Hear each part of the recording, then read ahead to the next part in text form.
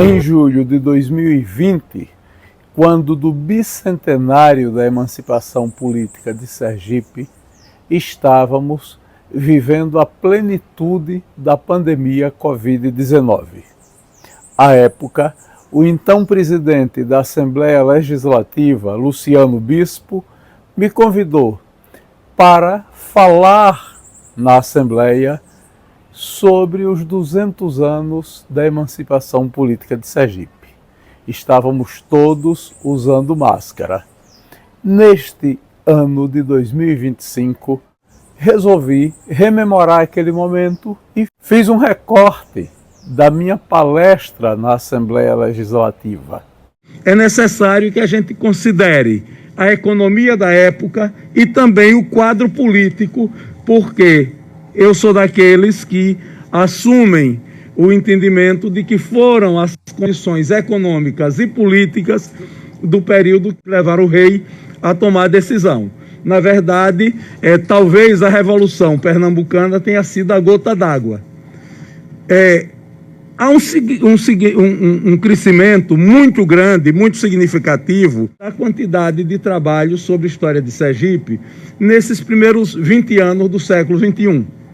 Até o final do século XX, a gente tinha dois estudos importantes que todos nós buscávamos e ainda continuamos a buscar, ainda é importante que continuemos a buscar para entender a história de Sergipe nesse momento. É o livro de Felisbelo Freire, História de Sergipe, é o livro da professora Maria Tetes Nunes, Sergipe Colonial. Esses dois livros, Sergipe Provincial, perdão, né? O colonial também ajuda um pouco a entender o período antecedente, mas o Sergipe Provincial é importantíssimo. O livro de Felisbelo Freire foi publicado em 1891. O livro de Tetes Nunes, publicado no ano 2000. Mas, agora, no começo do século XXI, outros estudos estão surgindo. E eu gosto muito do estudo da professora Edna Maria de Matos Antônio. A professora Edna Maria de Matos Antônio fez uma tese na Unesp, defendida em 2011, que tem como título A Independência do Solo que Habitamos. Poder, autonomia e culturas políticas na construção do Estado brasileiro. Ela estuda a situação de Sergipe entre 1750 e 1831. Ora, veja, nós vimos pela descrição que eu fiz até agora que eram muitas as dificuldades que se abatiam sobre as pessoas mais pobres de Sergipe no início do século XIX. Todavia, isso não quer dizer que Sergipe era pobre. A capitania de Sergipe vinha enriquecendo visivelmente.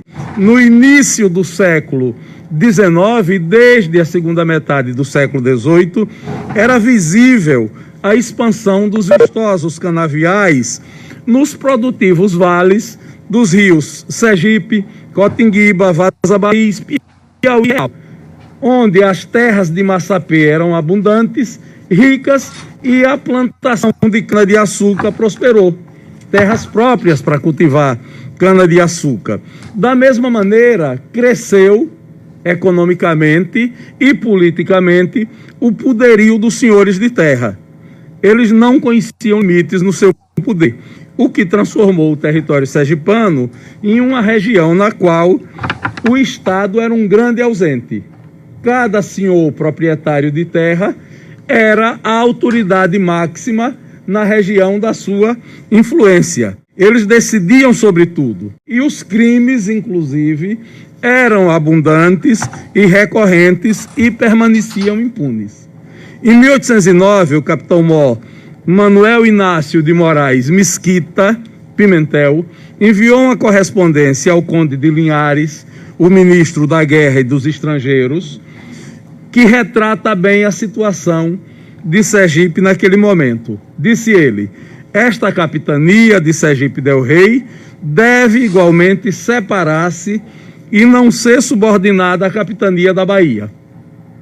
Dessa subordinação demanam a decadência desta capitania e vivem os sergipanos como desalentados, em desconsolação, desta capitania de Sergipe, que pode ser uma das melhores e que mais interessa o Estado e a Real Fazenda. Ou seja, ele está dizendo: Sergipe produz muito, Sergipe tem um povo que está revoltado e Sergipe tem uma economia rica que pode render muito para o Tesouro Brasileiro, produz muito.